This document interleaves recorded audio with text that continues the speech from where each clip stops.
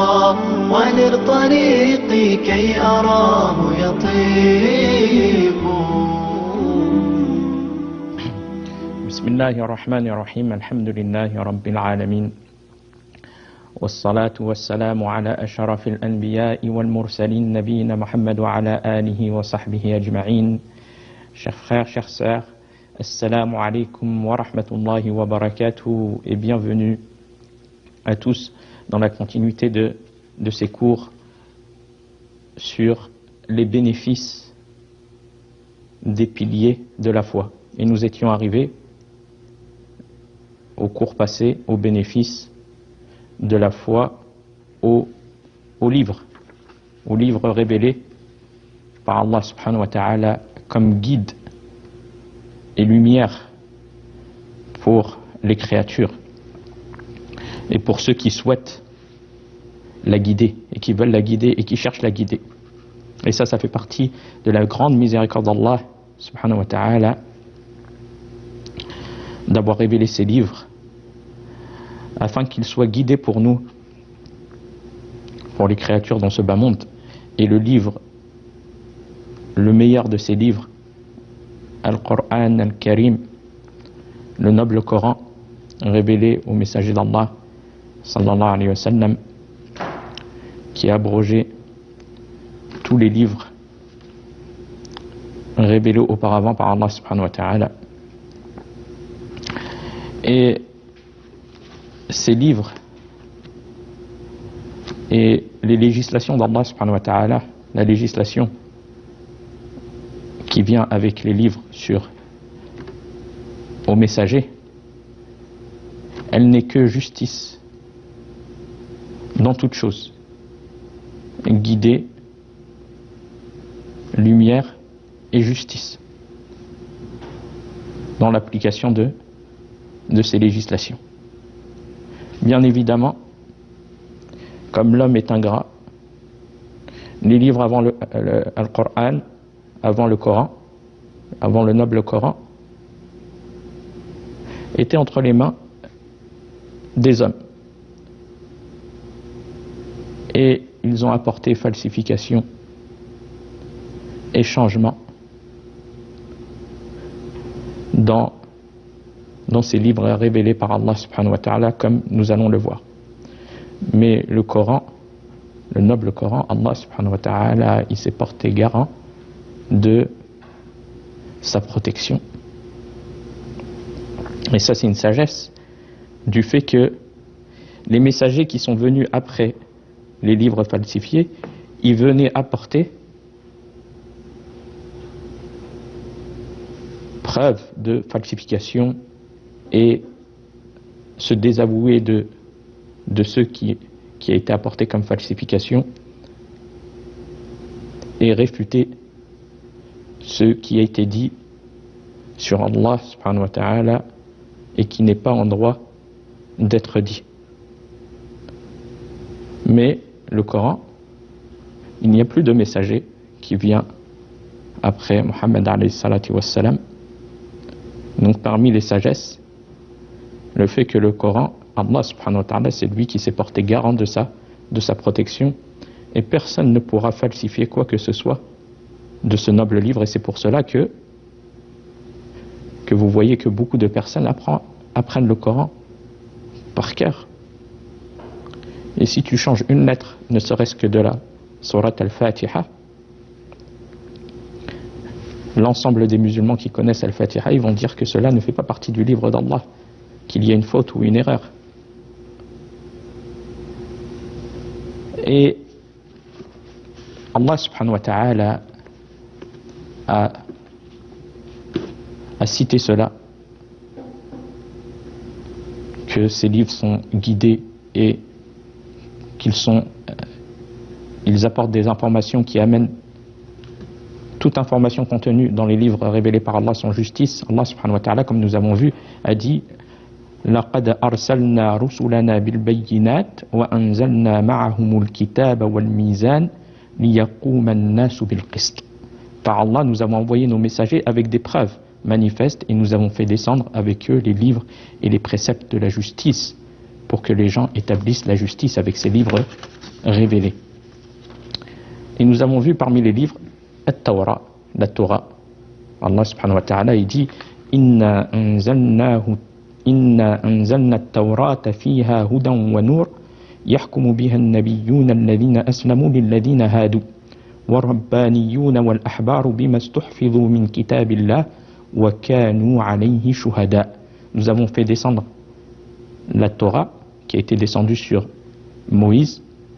Elle contient un guide et une lumière avec laquelle les prophètes qui se sont soumis à Allah jugent les affaires des Juifs ainsi que les savants dévots et les rabbins car on leur a confié la garde du livre d'Allah. Donc elle a été confiée aux hommes et ils en sont témoins. Mais malheureusement, les falsifications ont été apportées. Puis par la suite, nous avons vu parmi les livres révélés d'Allah subhanahu wa ta'ala, Al-Injil, l'évangile. Allah subhanahu wa ta'ala dit وَآتَيْنَاهُ الْإِنْجِيلَ فِيهِ هُدًى وَنُورٌ وَمُصَدِّقًا لِمَا بَيْنَ يَدَيْهِ مِنَ التَّوْرَاةِ وَهُدًى وَمَوْعِظَةً لِلْمُتَّقِينَ. Et nous lui avons donné l'évangile à Jésus qui contient un guide et une lumière pour confirmer ce qu'il y avait dans la Torah, un guide et une exhortation pour les pieux. Mais malheureusement, donc on avait vu que l'Injil, l'évangile, elle est venue pour confirmer le message de Moïse et c'est un livre complémentaire de la Torah. Il y a certaines prescriptions qui ont changé, comme Allah subhanahu wa ta'ala le dit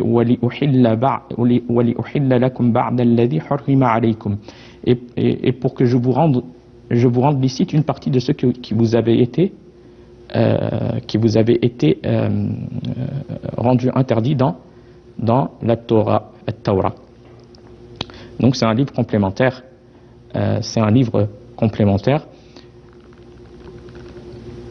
C'est pour ça que Cheikh Al-Uthaymin rahimahullah il dit on ne peut considérer l'évangile comme un livre indépendant, mais il fait suite à la Torah. Il fait suite à la Torah qui a été révélée à Moïse. Ainsi, il comporte que très peu de lois, mais se compose essentiellement d'exhortations et de récits. Mais là où on va en venir à la falsification, c'est le fait que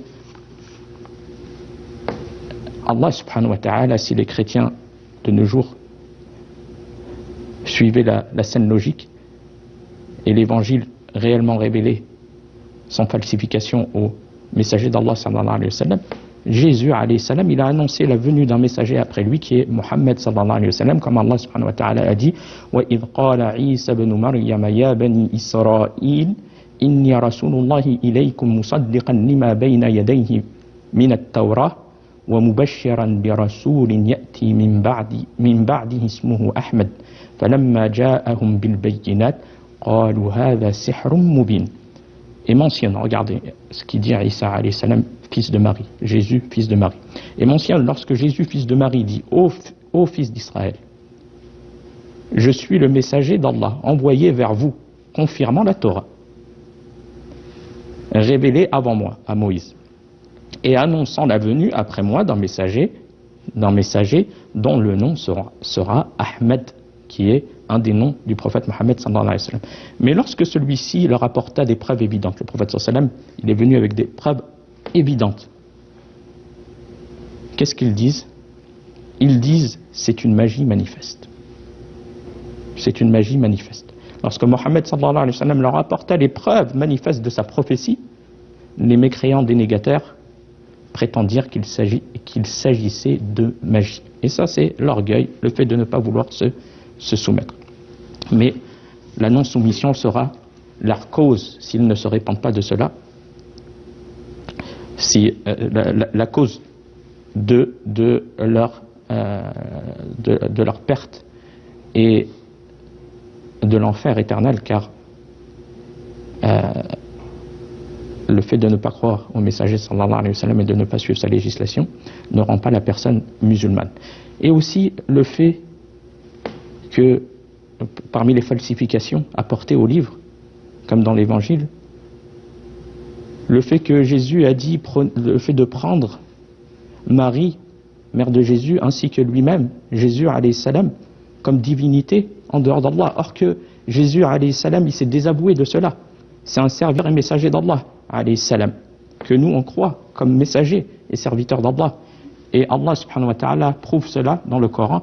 وَإِذْ قَالَ اللَّهُ يَا عِيسَى بْنَ مَرْيَمَ أَأَنْتَ قُلْتَ لِلنَّاسِ اتَّخِذُونِي وَأُمِّيَ إِلَٰهَيْنِ مِن دُونِ اللَّهِ قَالَ سُبْحَانَكَ مَا يَكُونُ لِي أَنْ أَقُولَ مَا لَيْسَ لِي بِحَقٍّ إِن كُنتُ قُلْتُهُ فَقَدْ عَلِمْتَهُ تعلم ما في نفسي ولا أعلم ما في نفسك إنك أنت علام الغيوب ما قلت لهم إلا ما أمرتني به أن يعبدوا الله ربي وربكم وكنت عليهم شهيدا ما دمت فيهم فلما توفيتني كنت أنت الرقيب عليهم وأنت على كل شيء شهيد.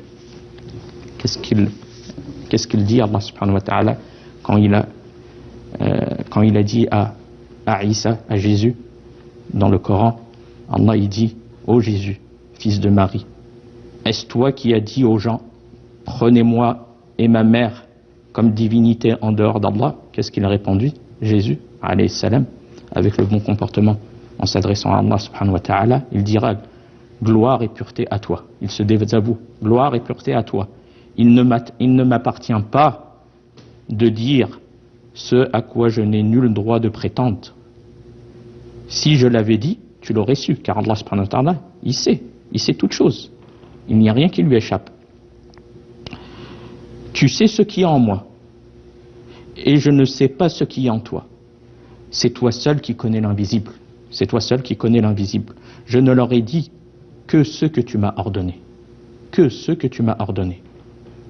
Qu'est-ce qu'il leur a ordonné? Qu'est-ce qu'il leur a dit à son peuple quand il est venu aux enfants d'Israël? Qu'est-ce qu'il leur a dit? Adorez Allah mon Seigneur et le vôtre. Le fait d'unifier Allah subhanahu wa ta'ala dans l'adoration. C'est ça qu'il leur a dit. J'étais témoin de ce qu'ils faisaient aussi longtemps que j'étais parmi eux. Quand il était parmi eux, Isa, Jésus, il était témoin de ce qu'ils faisaient.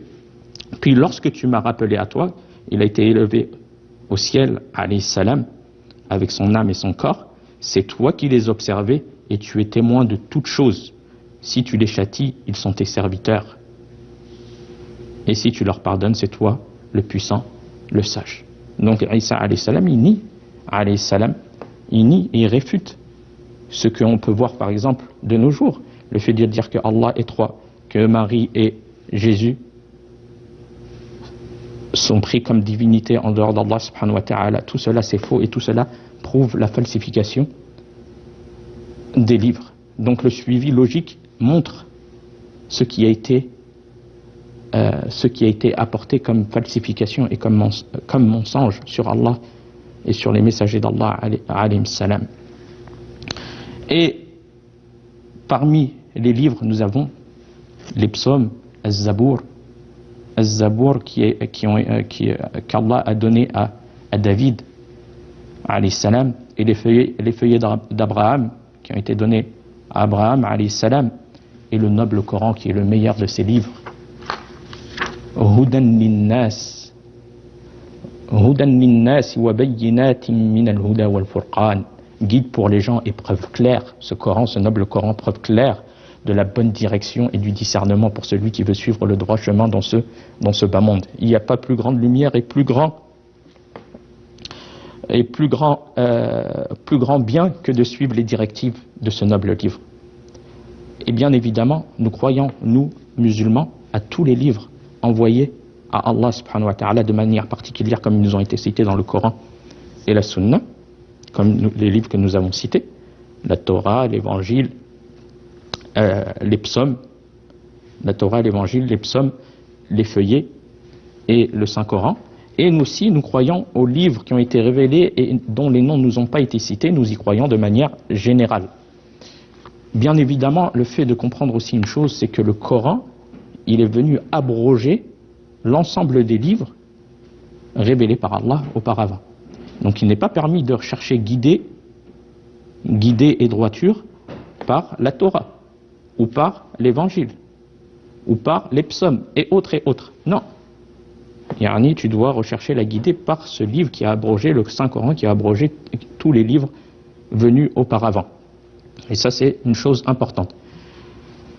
Et le fait de savoir qu'ils n'étaient pas protégés les livres auparavant et falsifications ont été apportées, donc c'est un grand mal à la personne d'aller chercher guidé par autre que les livres d'Allah qui est le Saint-Coran.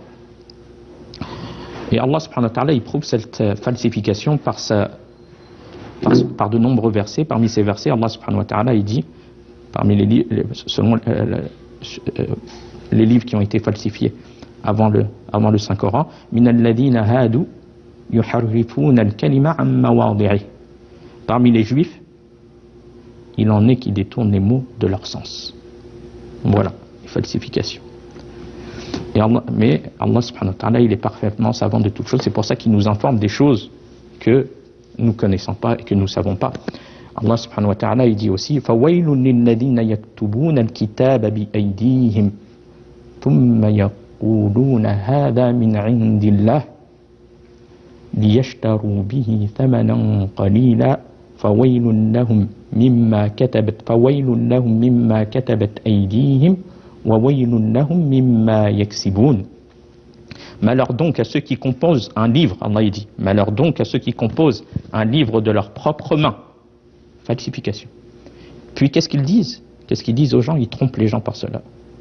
Puis disent, ceci vient d'Allah pour en tirer un mince profit. Ceci vient d'Allah, donc c'est mensonge contre Allah subhanahu wa ta'ala. Malheur à eux, Allah il dit, malheur à eux donc pour ceux que leurs mains ont écrit, et malheur à eux à cause de ceux qu'ils en profitent. Donc la croyance au livre, chers frères, chères sœurs, elle se résume en 4 choses. C'est le fait de croire dans un premier temps qu'ils ont été tous les livres d'Allah subhanahu wa ta'ala que nous avons cités de manière particulière et générale, ils ont été véritablement révélés par Allah. Ça c'est notre croyance.